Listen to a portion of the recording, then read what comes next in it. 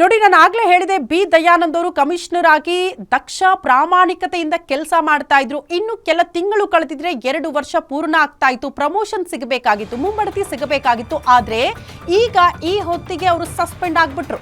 ಈ ಸಸ್ಪೆಂಡ್ ವಿಚಾರಕ್ಕೆ ಸಂಬಂಧಪಟ್ಟಂತೆ ಮೋಸ್ಟ್ಲಿ ಅವರ ಮುಂಬಡ್ತಿಗೂ ಕೂಡ ಅದು ಕೊಕ್ಕೆ ಆಗುತ್ತೆ.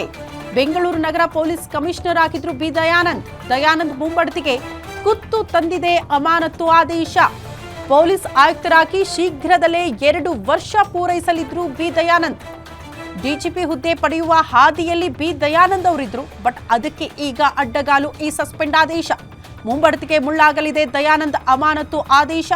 ಕಾಲ್ತುಳಿತ ಪ್ರಕರಣದಲ್ಲಿ ಬಿ ದಯಾನಂದ್ ಅವರ ತಲೆದಂಡ ಆಗಿದೆಯಲ್ಲ, ಈ ವಿಚಾರಕ್ಕೆ ಸಂಬಂಧಪಟ್ಟಂತೆ ಅವರ ಮುಂಬಡ್ತಿ ಅಂದ್ರೆ ನಾವು ಪ್ರಮೋಷನ್ ಅಂತ ಏನ್ ಕರಿತೀವಿ, ಆ ಪ್ರಮೋಷನ್ಗೂ ಕೂಡ ಕೊಕ್ಕೆ ಬೀಳುತ್ತೆ.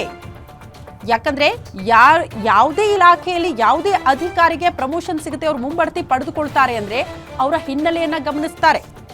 ಸಸ್ಪೆಂಡ್ ಆಗಿದ್ರ, ಯಾವ ಕಾರಣಕ್ಕಾದ್ರೂ ಅಮಾನತ್ನಲ್ಲಿದ್ರ, ವರ್ಗಾವಣೆ ಆಗಿತ್ತಾ, ಯಾವ ಕಾರಣದಿಂದ ಆಯ್ತು, ಈ ಎಲ್ಲಾ ವಿಚಾರಕ್ಕೆ ಸಂಬಂಧಪಟ್ಟಂತೆ ಪರಿಶೀಲನೆಗಳಾಗುತ್ತೆ. ಸೊ ಈಗ ಸಸ್ಪೆಂಡ್ ಆದ್ರೂ ದಯಾನಂದ್ ಅವರು, ಹಾಗಾಗಿ ಮುಂಬಡ್ತಿಗೂ ಕೂಡ ಅದು ಕೊಕ್ಕೆ ಆಗುವ ಎಲ್ಲಾ ರೀತಿಯ ಸಾಧ್ಯತೆ ಇದೆ.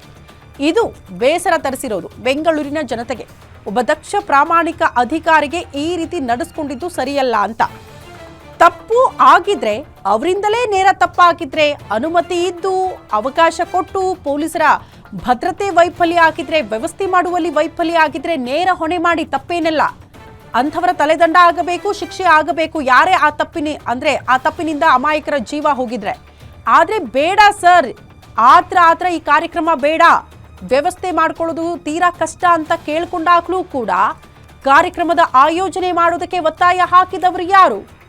ಅವರ ತಲೆದಂಡ ಆಗಬೇಕಾಗಿತ್ತು. ಬಟ್ ಬೇಡ ಅಂದವರ ತಲೆದಂಡ ಆಗಿರೋದು ವಿಪರ್ಯಾಸದ ಸಂಗತಿ ಅನಿಸ್ತಾ